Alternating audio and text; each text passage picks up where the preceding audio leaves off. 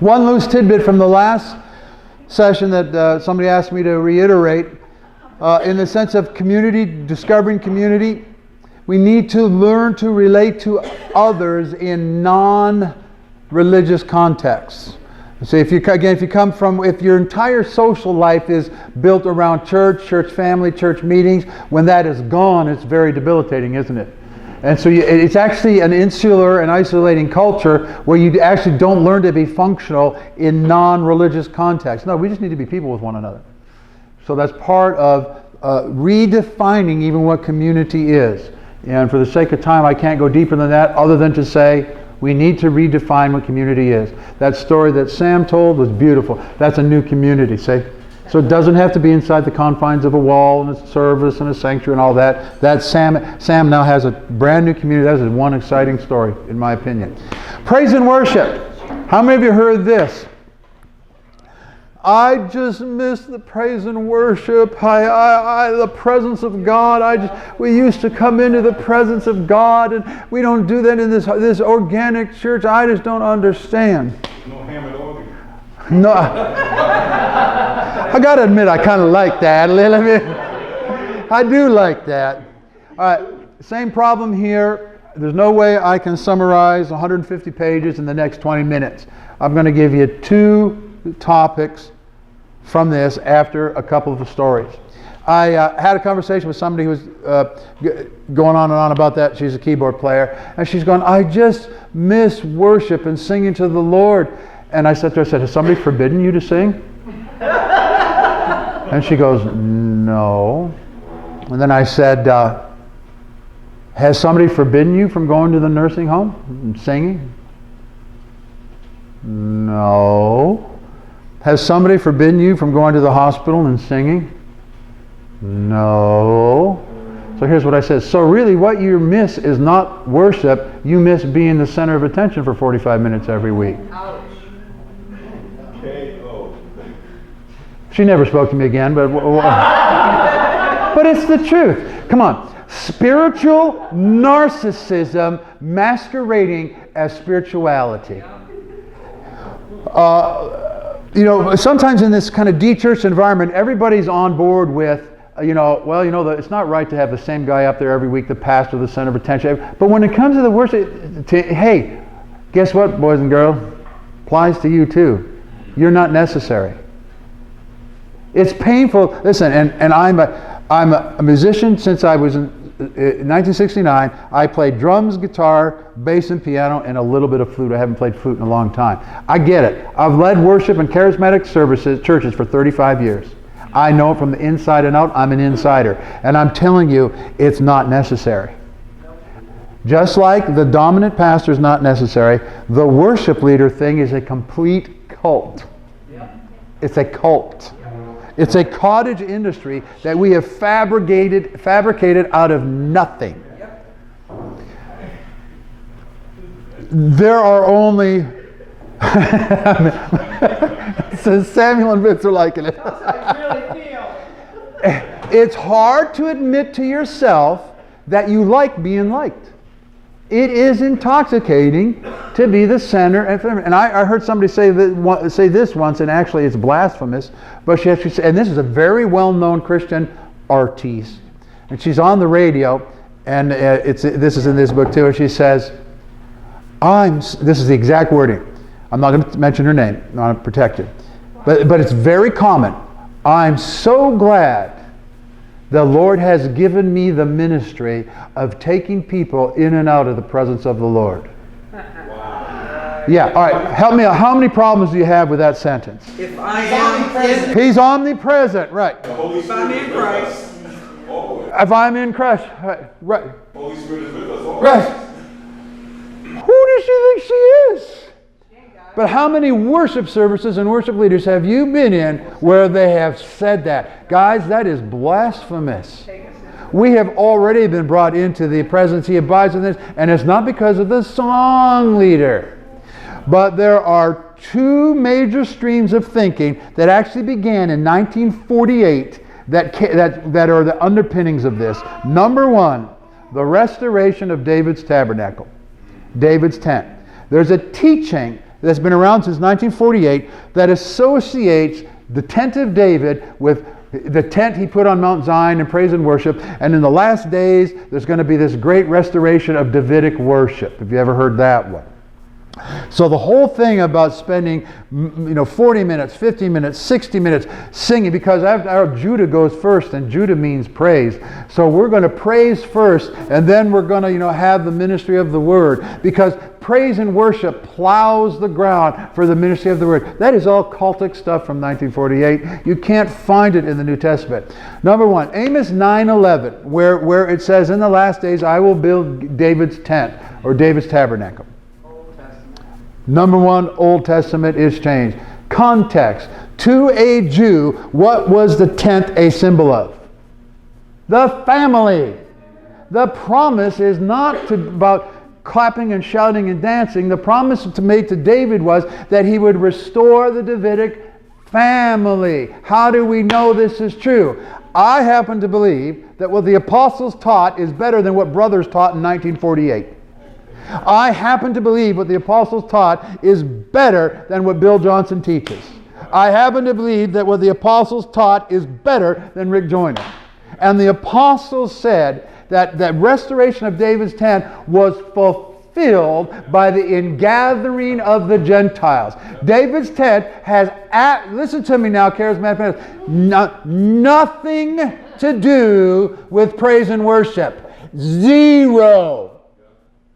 That whole theology has become the hotbed of perpetual narcissism. I had somebody say this to me once. They said, "Oh, I just can't make it through the week without a touch from the Lord." You poor, codependent, dysfunctional person.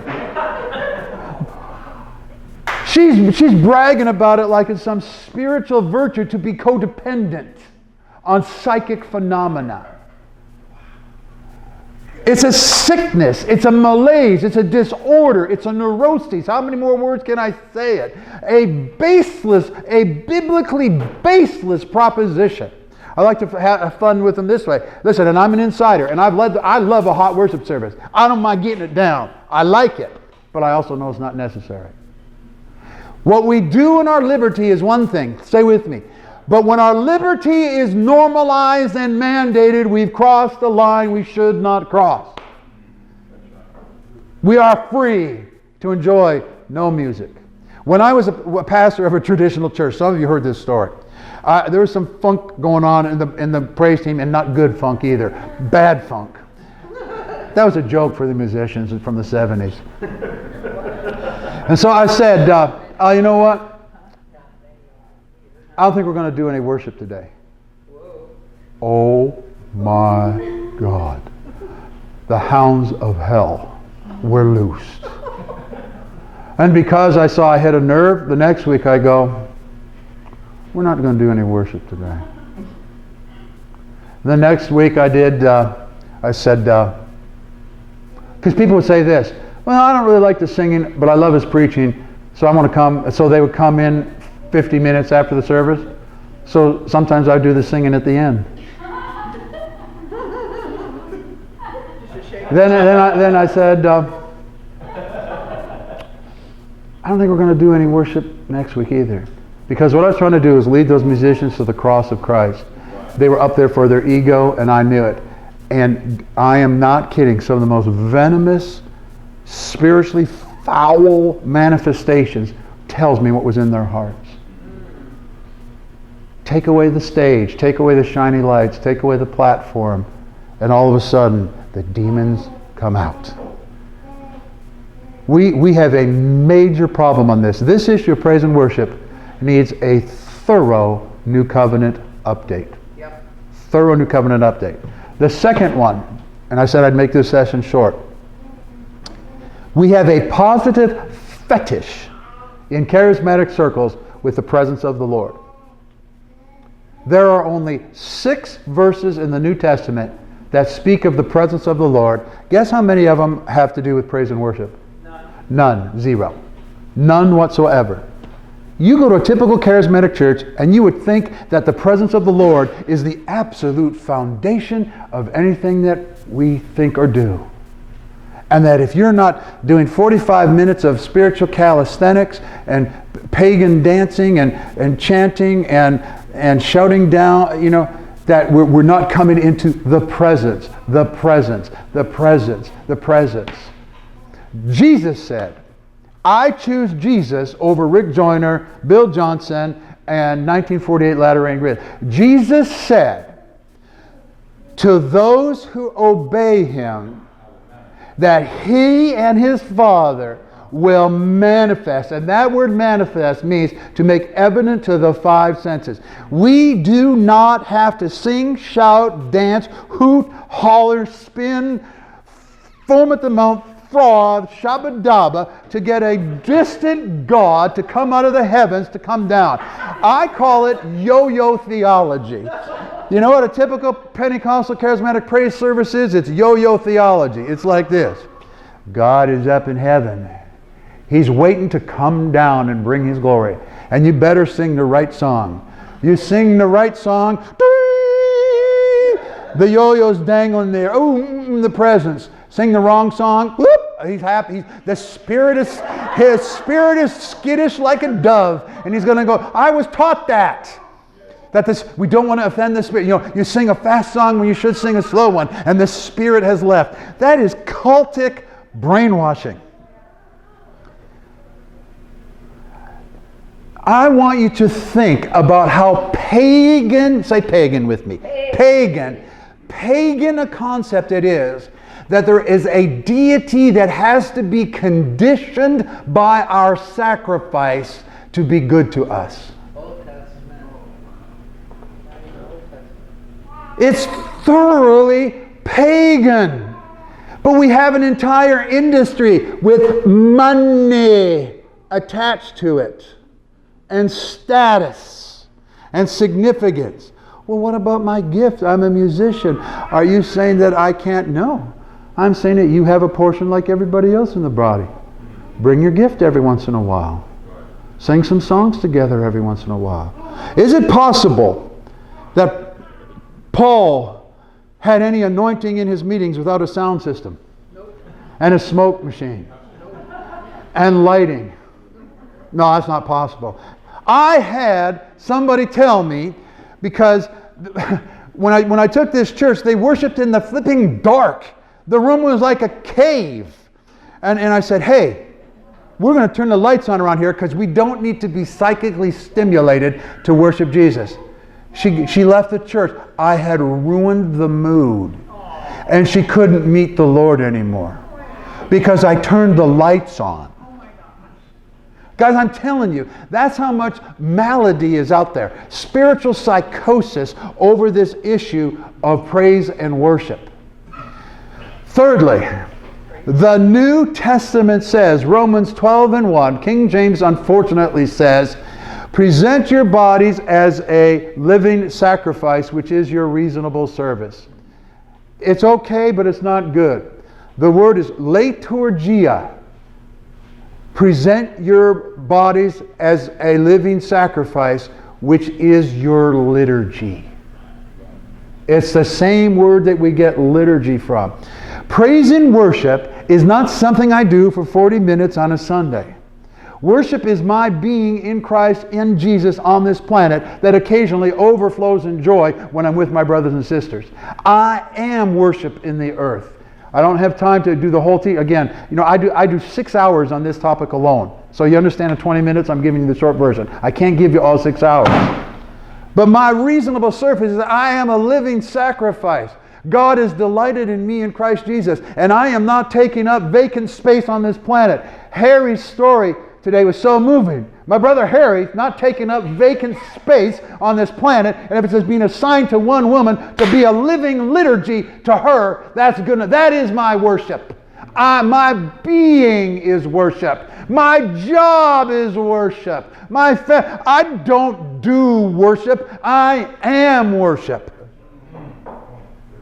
And occasionally, I get to share it with my brothers and sisters, and we have a great time. You know what I'm saying? I am not against a blowout worship service. I'm against psychic codependency on blowout worship services. I'm against artificially stimulating people. One of the things I used to love to do to drive people crazy too, but it was actually to lead them to Calvary and to detoxify them from their tradition. I said, oh, so I'm in a church, 200-300 people, and so we're free people. We worship the Lord in spirit. We're free. I said, All right, here's what I want to do. I would like this room to be absolutely quiet for 3 minutes. Could not do it. Shuffling and stirring and muttering.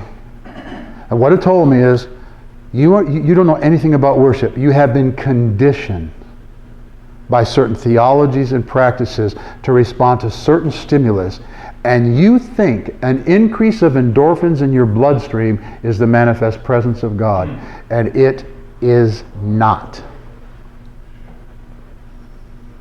I've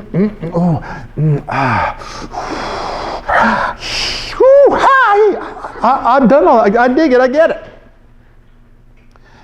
In my more cynical moments, I've often thought of having a t-shirt. On the front, it says, I went to a charismatic service this morning. What did he say? And on the back it says, I don't know, but it sure felt good.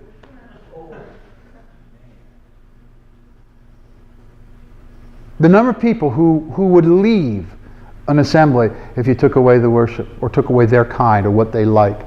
Charles Spurgeon called the music department the war room because of the kind of passions that are involved in this. Listen, there's nothing wrong with making a joyful noise, all those psalmic things. The problem is when it takes center stage, decentralizes Jesus, and when we make our delightful liberties and essentiality and project it on other people. How many of you have been in those meetings where the cheerleader, the worship leader, exhorts you, come on people, you make noise in a football stadium.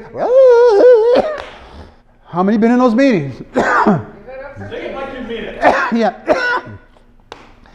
What? Oh, so you're a mean, nasty, lying, tax cheating, multiple marriage, fornicating hypocrite, but 20 minutes of Shabbat Jesus is the deal. It's not the deal.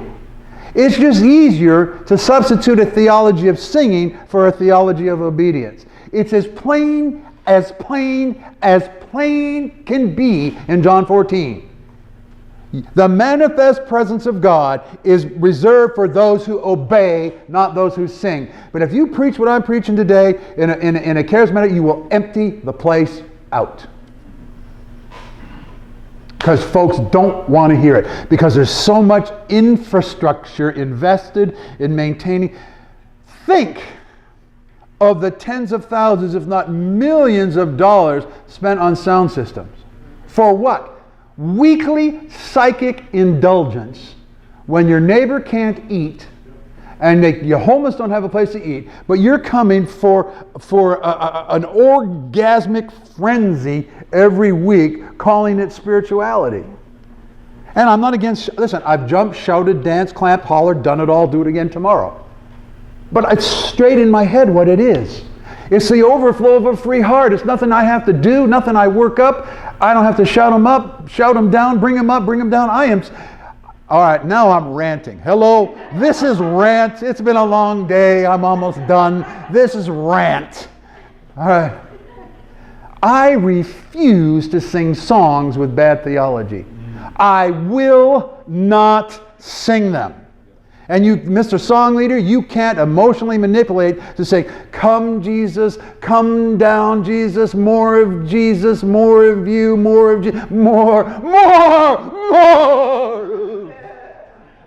You little narcissist. What part of we have been given everything necessary for life and godliness do we not believe? So you're singing this song and you are uttering functional unbelief. But it's on a pretty catchy melody. Got the groove, baby. So come Jesus, more Jesus, come down Jesus. I refuse to sing those come down songs. You're already here. Right? Calm down. I could calm down. I'll sing one of them. Come on. What part of John 17 don't they get? I have already given you my glory, which is the glory of the status in the Father, Son. Why are always Pentecostals singing to bring down the glory? Articulated unbelief in music. Do you know in the debate between the Trinitarians in the 4th century and so forth and the Arians, do you know how the Arians got their doctrine into the common people? They took songs that were sung in the bar, and they put Arian theology to the melody, because the melody was the theology was reinforced on a melody. All right, we're going to do a test here. You might have to be over 40, but join me in this chorus. I wish I was an Oscar Mayer wiener. That is what I truly like to be. 'Cause if I was an Oscar Mayer wiener, everyone would be in love with me. 50 years later, you tell me that ideas are not reinforced on melody. And listen, and there is not a worship leader alive that's going to manipulate me into singing this stuff. I will not sing it, because I am not going to give articulation to their lousy theology and their unbelief. But then they look at you, oh, he's not in the Spirit. He's quenching the Spirit. He just doesn't get it. He's one of those dead, dry, old theologians. He doesn't get the new move of God. You ever been in those meetings? My wife and I have been in meetings where 400 people are laid out on the floor, and there's only 2 people standing. It's us. Because we are not playing that game. We were in a meeting once, and boy, did this guy pick the wrong chick. So story time, we're almost done, story time. So it's the mandatory prayer line ready, and everybody's falling like cordwood. All right, but okay, so the superstar preacher's going in front, laying hands on foreheads. His henchman, Dev, come here for a second, I'll use it as a guinea pig. All right, so that'll teach you for sitting in the front. But so the superstar is this, he's got his henchman. His henchman is going behind him and doing the knee knockout thing. Now, those of you who know my spouse, he did that maneuver on Rita.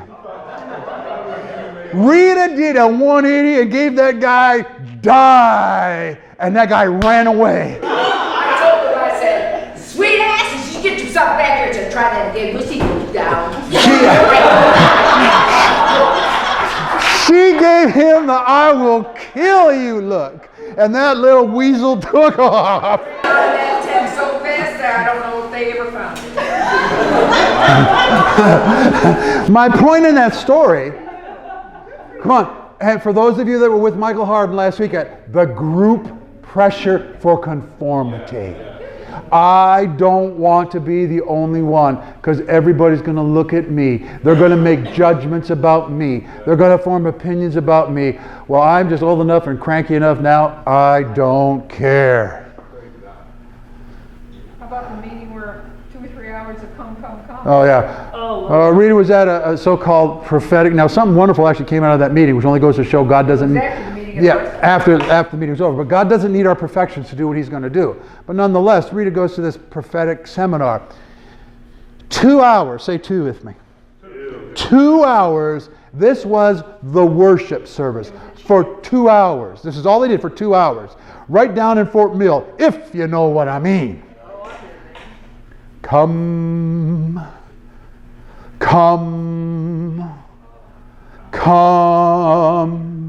on so-called free praise. I don't have time to get into all that. I get it. It was a chant. 2 hours of chanting one word. 4 or 5 is better. And that's prophetic worship. And soaking. It's a pile of horse hockey. That's for the benefit of those on the DVD. FCC doesn't apply to Yeah. My point is, I love manifest. I've had experiences, but my faith isn't built upon them. My faith doesn't require them, and I don't need them. In my liberty, I get to enjoy them, but I don't prescribe them for other people. That's the problem. When my subjective manifestational experience becomes the norm for everybody else to which they must comply, we have crossed a line. So, what about praise and worship in the organic church expression? Just like not every service needs to be a sermon. I just had, Lord gave me a beautiful song this week. Can I share it? Yeah, go ahead, share it. Da-da-da-da-da. Oh man, let's do another one. Da-da-da-da-da. Well, let's bring the kids in. There's a hot one we want to do. Bring the kids. It's all okay. We don't need the dog and pony show. We don't need arena light. Arena rock light. And I'm a rock and roller. It's not a style thing. It's a spiritual thing. All right. 3 o'clock. Have I made any sense on this one? Yep. Questions, analogies, stories? Do you see? It's not about no more preaching, teaching. No, we'll have preaching, teaching. And it's not about no more work. No, we'll do it. It's just not the thing that we have to do to get God to do anything. It's wonderful when the saints of God who are full of the life of God come together, and there is a natural overflow of the result of the saints gathering together. There should be exuberance, joy, all that stuff, and then we're free. Go ahead. Can we put some context to the book of Psalms? Because I hear a lot of, and I was raised Pentecostal, and people will quote passages from the book of Psalms, but will take it out of context and make it think that David was referring to a regular Sabbath service, or when he was referring to sometimes the holy days or feast days. Mm-hmm. Like when it says into his gates with thanksgiving, mm-hmm. that wasn't a storefront on Harris Boulevard. He was talking about entering actually into the temple, which for us, we are the temple. Yeah, hello, exactly. So people, I was glad when they said to me, let's go to the house of the Lord, and they think that storefront or that temple or that church building is the house of the Lord. And so people are coming to the door shouting, or sometimes feeling guilty they didn't lay prostrate in the lobby or whatever it is. So can we bring some context to just some of what David was saying? I will for a few minutes. Okay, we're officially off the clock. If you want to leave, you can go because we're officially done. I cover every one of those in here. Psalm 22, Psalm 100. Short version, you're right on it. Hey, what part of you are the naos of God, which means the Holy of Holies, do we not get? There's been a change between the two covenants. That's why the second book says, we don't get it. We don't come to the house of the Lord anymore. We are the house of the Lord. We bring the presence. We're not coming into the presence. We bring it when we come. I will enter his gates by thanksgiving. That's the way we think. No. First of all, I'm not going anywhere. I'm not entering anything. I bring thanksgiving. I'm not using thanksgiving as a methodology to condition God. I'm thankful as the overflow of being called by his name. We are the new temple. We are the new naos. We are it. We are it. Stop with all that stuff. All that stuff. Crapitobium, also known as. There, I got it. Devin asked me to work that in again. Quick thing, I heard something years ago that really ministered to me, that really helped set the table for this. And he was talking about all the shouting and all that goes on in a lot of charismatic Pentecostal circles. And he made a great point, which is this really militates against sonship, about the intimacy we already have with him. And what he said was, if we were closer to God, we wouldn't need to shout. It's true. It is true. It's the idea is that somehow, you know what it reminds me of? It reminds me of the story of Elijah and the prophets of Baal. What did they do? They were cutting themselves and doing all kinds of manifestations to get God to manifest. How different is that? Not different at all. I had a friend who said he wanted to be a cutlery salesman to sell knives and forks to charismatics. He said he'd get rich. He was joking, of course, but to Vince's point, it's like There's not a lick difference. There's a fundamental problem of a deity that needs to be conditioned. We don't want to go too deep in the theology of that, but that is a problem. A God who needs something ain't much of a God. You know what I'm saying? And it applies in a lot of ways. So we need an update in our praise and worship as well as many other things. All right, tomorrow at 1 o'clock we'll launch from here. For additional books, materials, and resources, including Kindle, EPUB, and PDF files, please go to stevecrosby.com. For free articles, MP3s, and resources, go to stevecrosby.org.